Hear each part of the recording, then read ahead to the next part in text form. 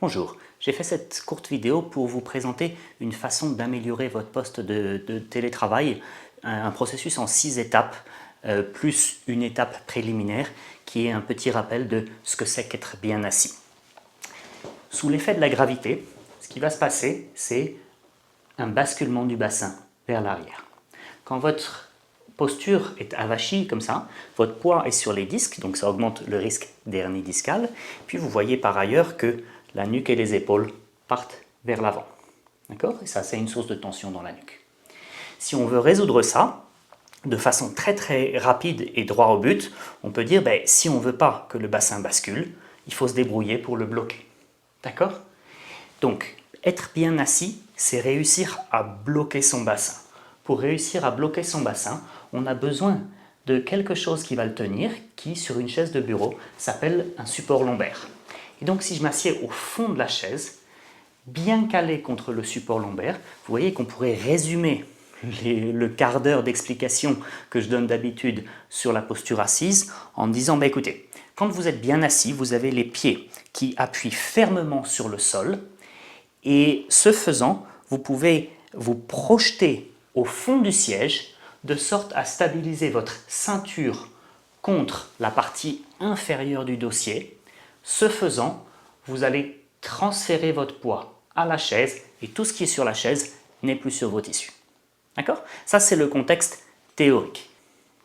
Voyez comment on applique ça dans le contexte du télétravail. À la maison, il faut être capable d'évaluer vos sièges sur la base de 4 critères.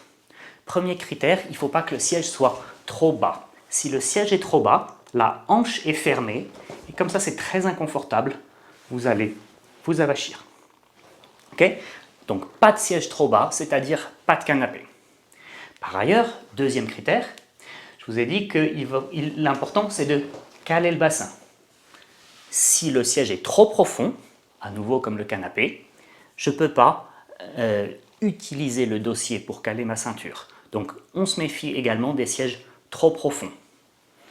Dans la même ligne, on se méfie à l'évidence des sièges type tabouret de bar qui n'ont pas de support lombaire. Trop profond ou pas de support lombaire, c'est le même combat.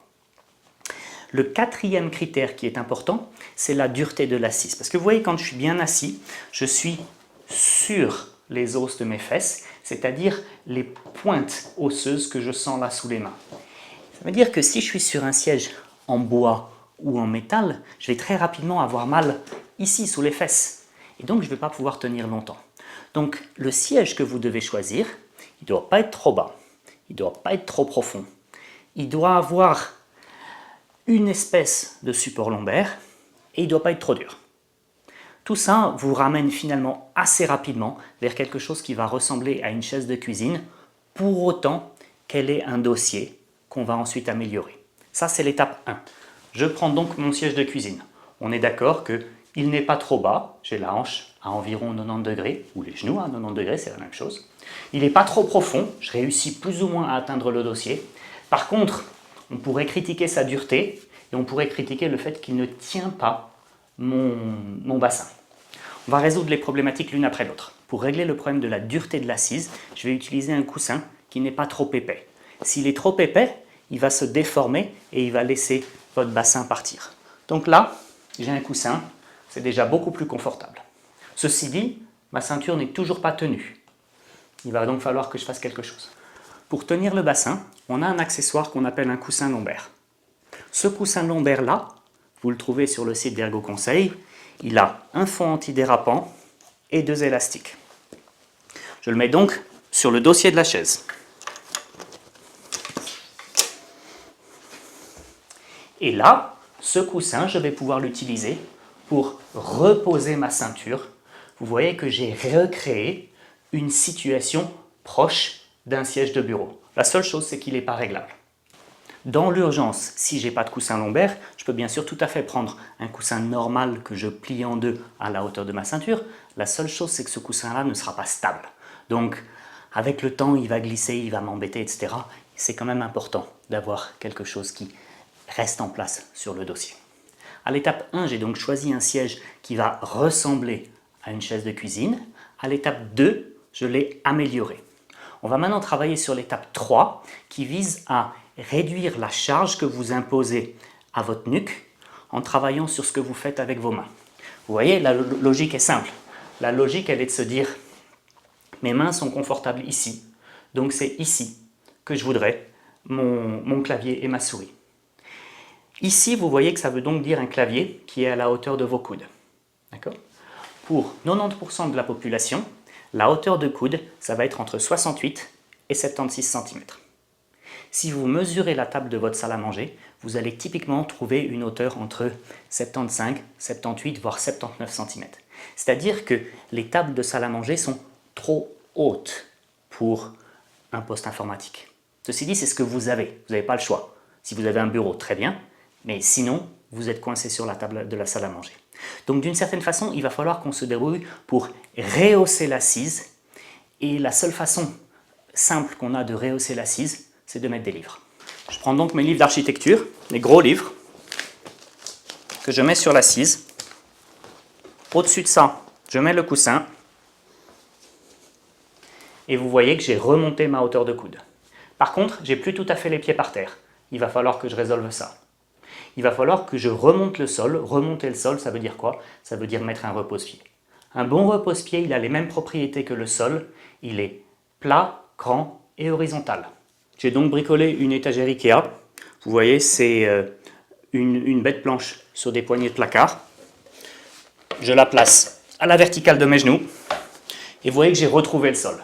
Je n'ai pas un contact tout à fait aussi franc que tout à l'heure parce que les genoux sont à un peu plus de 90 degrés. Ceci dit, je suis toujours en contact ferme avec le support lombaire que j'ai du coup également rehaussé. Et donc je suis dans une situation qui n'est pas aussi bien que sur ma chaise de bureau, mais qui est pas mal.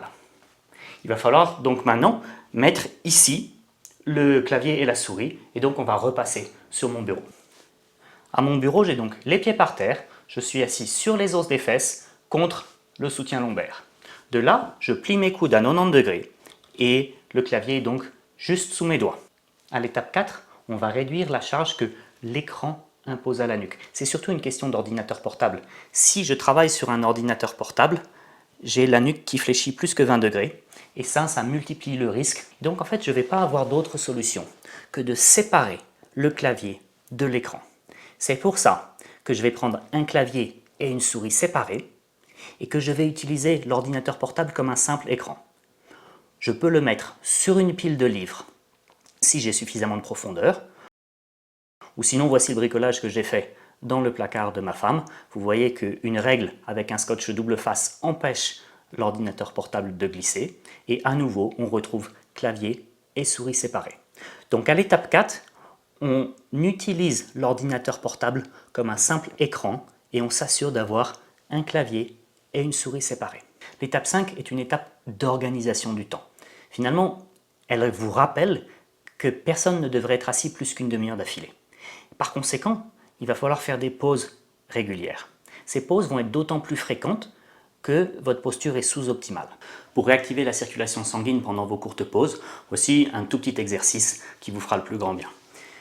Assurez-vous d'avoir les pieds parallèles, les genoux légèrement débloqués et le bassin tiré vers l'arrière. De là, on va secouer les poignets. Vous voyez, c'est un mouvement de flexion-d'extension. Ensuite, je vais jeter les pouces. Puis, je vais relaxer mes coudes. Un coup devant, un coup derrière. Je continue à remonter le long de mes bras et j'arrive donc aux épaules. Là, il faut entendre flap, flap, flap, flap, c'est le bruit de vos bras sur vos fesses. En continuant à remonter, vous arrivez au cervical et vous allez donc regarder autour de vous dans un mouvement continu, relax, pas trop vite. Puis vous allez activer toutes les vertèbres. Et donc vous regardez par terre, derrière vous. Et de là, vous allez fléchir le menton et tranquillement descendre tout en restant toujours dans votre zone de confort. Il n'y a aucun intérêt à descendre trop bas. Par contre, continuez bien toujours à regarder derrière vous pour ne pas creuser la nuque. Et vous remontez gentiment. La version courte de cet exercice, la voici. 5 secondes, je secoue nuque et bras. 5 secondes, je fais la spirale. Ce qui compte dans cet exercice, c'est sa fréquence, pas sa durée. 10 secondes toutes les 20 minutes, sont bien plus efficaces que 2 heures le samedi. L'étape 6, c'était également une étape d'organisation du temps, mais à un niveau plus macro. C'est finalement une étape pour vous rappeler l'importance de l'activité physique quotidienne. Et donc c'est une étape qui vous dit, bon bah écoutez, vous êtes à la maison, vous allez bouger moins parce que vous n'allez pas vers les transports en commun, vous n'allez pas du parking au bureau, etc., etc. Donc il faut ménager du mouvement et je vous conseille de pratiquer une activité sportive modérée ou physique modérée pendant une demi-heure par jour. Qu'est-ce que c'est une activité physique modérée? À mon sens, c'est quelque chose qui vous fait plaisir, 2, quelque chose que vous pouvez faire sans grande logistique. J'ai rien contre les sports d'équipe, soyons clairs, mais s'il vous faut un terrain de foot, une équipe de 10, etc., à chaque fois que vous voulez bouger, c'est trop de logistique. Donc essayez d'avoir, si vous souhaitez faire du foot, c'est très bien, mais en plus un sport, une activité physique que vous pouvez faire indépendamment de toute personne ou de tout objet ou de toute condition. Pendant le confinement, j'avais par exemple ressorti mon vélo d'appartement et ma corde à sauter, et puis c'était avec ça que je m'entretenais. C'était pas idéal, mais c'était déjà ça. Sur mon site, vous trouverez d'autres informations sur le travail sur écran de façon générale et le télétravail de façon particulière. Il y a notamment un article sur comment choisir un siège de bureau si vous souhaitez vous équiper, ce que je vous conseille fortement si le télétravail devient un petit peu structurel dans vos habitudes de vie. Et par ailleurs, je reste à disposition si vous avez besoin.